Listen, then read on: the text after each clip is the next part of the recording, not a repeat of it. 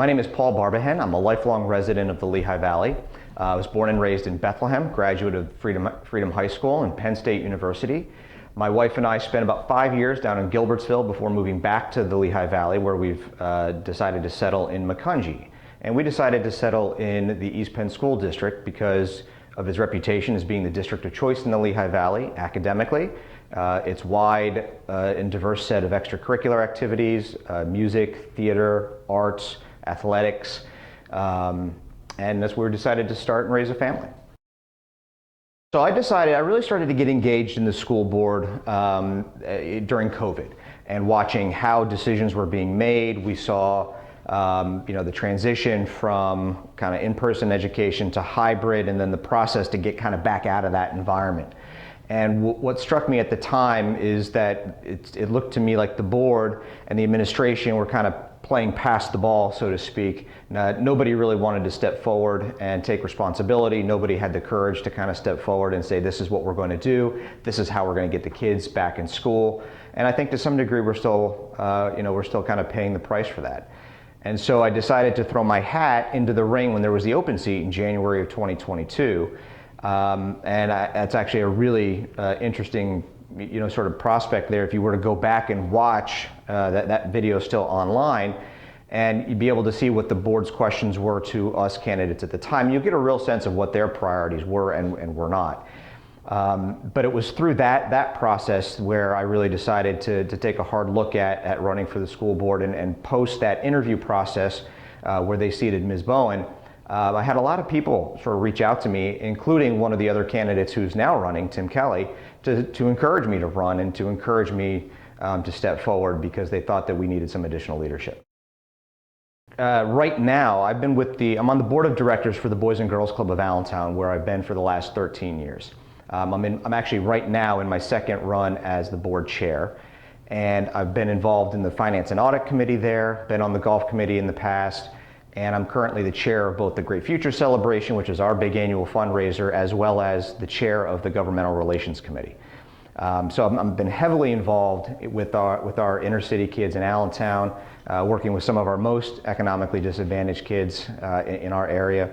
And so I have not only the business experience professionally in terms of owning a business, managing a business, running a business, being our compliance officer, so very detail-oriented on the process side, but also have a really good understanding of what it means to be involved with an organization from the board side, oversight, building culture, building leadership, etc.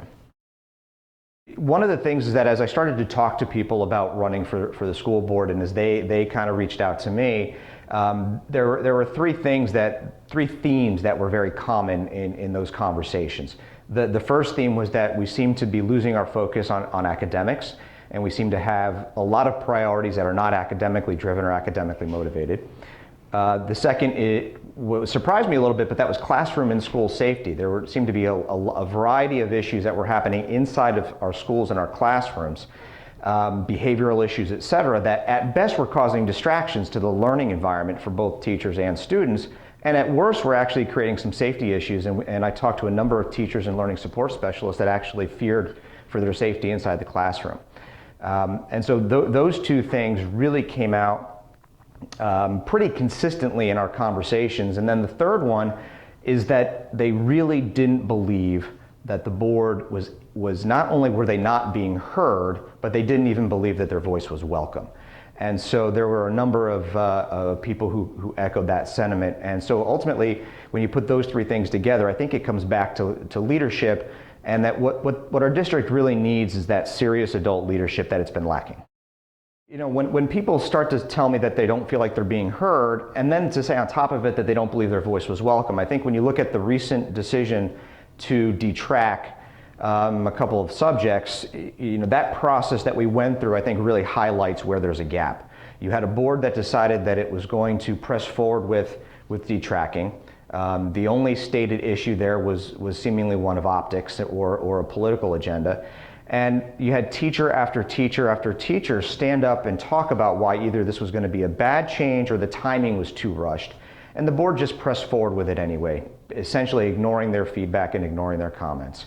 And they did it in a sort of condescending way. You had one board member who said, that we're confident that teachers can rise to the occasion, which, as somebody with a lot of leadership experience, sounds like if this fails, it will be your fault. And then you had one board member who even went as far as to say that he makes these decisions by looking into the eyes of his children. And what strikes me in all of this is that we are not making decisions based on facts, data, logic, and reason. There's some other agenda that's at play, whether it's just emotional, theatrical, or whether it's political or optically driven. And I think what we're trying to do, and what I'm trying to do by running in this race, is to give our voters and our parents and our students and teachers an opportunity to have a choice that says we don't have to continue down the path of the status quo, but we're going to give you a real alternative, one that focuses on substance, one that focuses on issues, and one that has the practical leadership experience to really begin to deal with some of the cracks in the culture we're seeing. Ultimately, I think it comes down to the overall framework that the district's operating in. Right now, the analogy that I've used is that the district seems to just kind of be floating with the current, and wherever the current goes, they sort of float with it.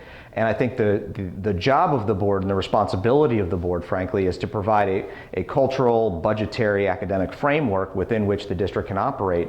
And that's how you have a good long-term plan, and then you can make the short-term adjustments as things come up. So I think our goal is to help lay that foundation and create that long-term framework. So we decided to run as a group because we saw that the majority of the board has a certain mentality that seems to be really driven by either a political agenda or an agenda of optics.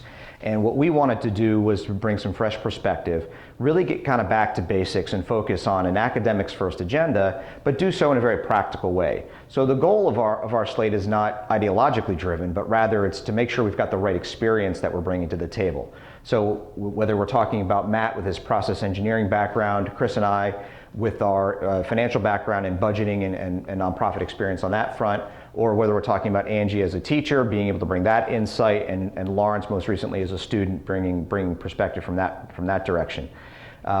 So we really wanted to make sure that we gave voters an opportunity to say, hey, if you don't like the direction of the board, or you don't like the leadership style of the board, that we can offer you not just one person that's different, but sort of a group of us that all share the same mentality.